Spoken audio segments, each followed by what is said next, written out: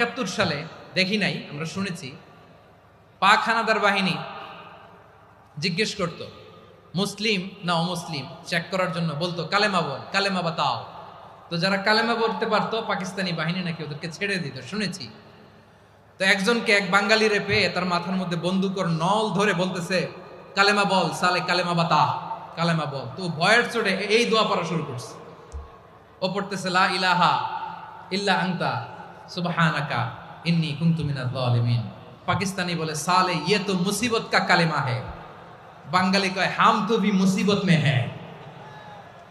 পাকিস্তানি বলে বেটা কোন দোয়া বললি, এটা তো মুসিবতের কালেমা। কয় আমিও তো মুসিবতে আছি, আমার মাথার মধ্যে বন্দুক ধরে তুমি আমার কালেমা জিজ্ঞেস করো, এখন কোনটা কালিমা আর কোনটা কি, তো আমার হুশ আছে নাকি?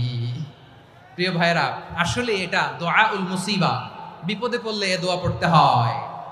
লা ইলাহা